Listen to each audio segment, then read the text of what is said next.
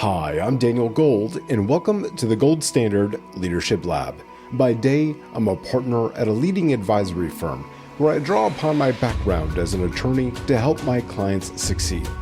This podcast, though, is my personal project, completely separate and apart from my day job, but reflects the same passion that I exhibit everywhere for teaching, mentoring, and helping others succeed through simple, impactful lessons.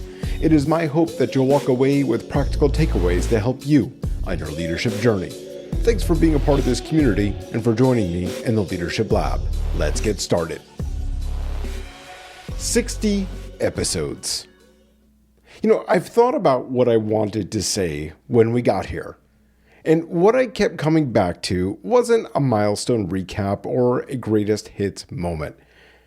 It was a question that's been sitting at the center of everything that I've built thus far on this show since the very beginning. The question is really this: what kind of leader are you really? Now, I'm not talking about the kind that you describe in a performance review, and I'm not speaking about the kind that shows up in the version of yourself you present at an all-hands meeting or on a conference panel. The kind you actually are in the room when it costs you something to be certain kind of leader, when nobody is watching, when the quarter is sideways and the team is scared and the pressure is coming from every direction at once. Now, I think that there are three kinds, actually. And after 20 plus years in this field, 59 episodes on this podcast, and a book that I've been building in the background, I've come to believe that there really are only three. And every leader you've ever worked for fits into one of them. And so do you. Now, before I name them, what I want to take you now is somewhere unexpected. I want to take you back to the origin of the word leader itself, because I think we've been working from the wrong definition for a very long time. Now, I'm not sure if you know this, but the word leader actually comes from Old English. The root of that word, leader, traces back even further to Proto-Germanic times, around 500 BCE to around 200 CE, where the word meant to go forward, to go first, to step into the space before others step. Now, to be clear, that's not a management function. That's not a performance metric. It's an orientation, it's a physical direction, it's a willingness to be in front, not because one has authority, but because someone has to move, and you're choosing to be the one who does. Now, think about what happened to that definition over the next several hundreds and hundreds of years. Think about what the Industrial Revolution did to the idea of going first. We industrialized everything, including people. We created hierarchy not to protect the people underneath it, but to protect the output above them. The leader became the supervisor. The supervisor became the metric. The metric became the only thing that mattered. And somewhere in that bizarre transformation, leadership stopped meaning what it was always supposed to mean. This show exists because I believe we can get back to that original definition. And it starts by being honest about where we actually are. So with that understanding in place, here's the taxonomy I want you to sit with each one of these ideas about these three leaders that I'm going to talk to you about as we move on here. So the first leader is the one that raises people up. I love this idea. This one is not the loudest person in the room. This one is not necessarily the most decorated, the most senior, or the most recognized. But here's the thing. This leader, what this leader does consistently without expectation of any return, is leave people better than they found them. And I love that. They ask the question that unlocks something in someone else. They give credit in the room where credit gets missed. They tell the truth about performance, not to punish, but to clear a path. And they know that their job at its core is to grow the capability of everyone around them until the team no longer needs them in the way that it did. You might remember this idea because I talked about it in episode 47 called the replaceable paradox, when I made the argument that the best leaders work toward making themselves obsolete. That's the first leader. That was the original definition. They are building something that outlasts their own participation in it. Now, that's the first leader. Let's talk about this second kind of leader. The second leader darkens the room. Now, I want to be careful here because I'm not talking about a villain. I'm not talking about something twirling a metaphorical cape in a corner office. I'm talking about someone who might genuinely believe that they are doing a good job. Someone who has confused fear for respect, compliance for commitment, and activity for progress. Now, this kind of leader creates an environment where people edit themselves before they speak. It is where ideas die in a hallway because no one believes it's safe to bring them into the meeting room. Where the numbers might look fine for a while and the teams, they keep hitting quota. And from the outside, look, everything appears to be working.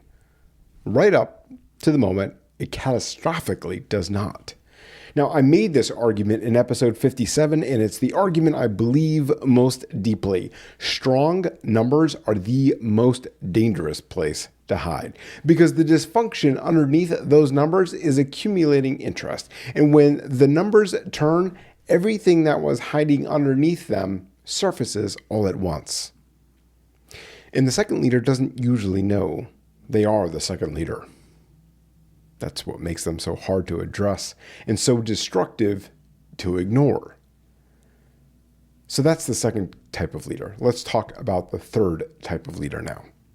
Now, the third type of leader says nothing. This one is perhaps the most painful to talk about because it is actually the most common. The silent leader. The one who sees what's happening and decides that the cost of speaking is higher than the cost of staying quiet. The one who has witnessed a team member get undermined, a colleague get dismissed, a process that everyone knows is broken, continuing to break because no one withstanding has been willing to say so out loud.